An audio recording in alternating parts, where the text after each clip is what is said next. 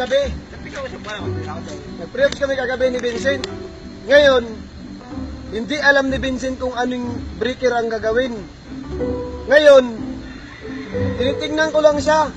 Ganun-ganun lang ako, ganun-ganun. Tapos may nakita kaming breaker na MCC.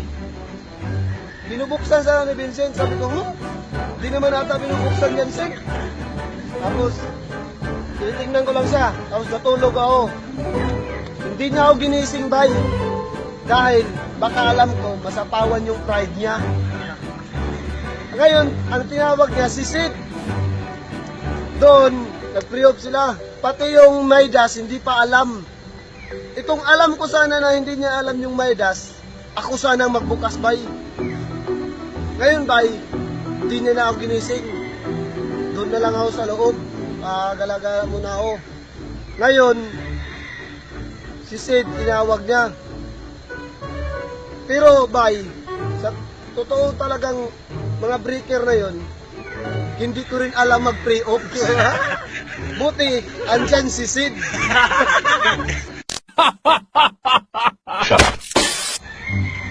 Siyempre, meron ako ng karate dati eh. Kasama ko black belter. Oo. Ako nga pre, nagano ako eh. Dati akong kickboxing. Pinanlaban nga ako ng Philippine team ako dati eh. Pumunta na nga sana ako Thailand.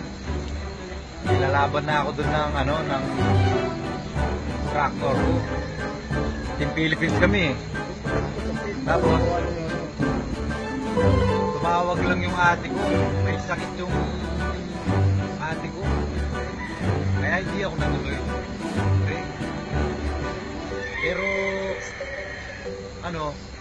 nung lumaban ako, mauutak ako, pre. Mauutak ako sa laban. Kaya yung ginagawa ko. Kunwari, ako pre, mauutak ako nun eh.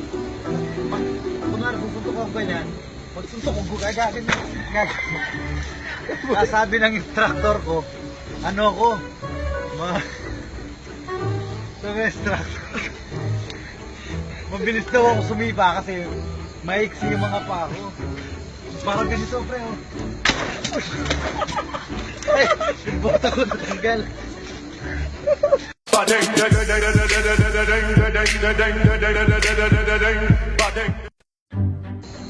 Alam mo eh, birthday na ito, lucha kami sa buong baboy. Sakit lang talaga pag sa probinsyano. Sus! Isa lang? Sa amin, naglitson ang ate ko. 4! Karabing kain ko tayo. Busog na busog ako. Busog na. 4 na litson. Isa pang kanding. Kambing.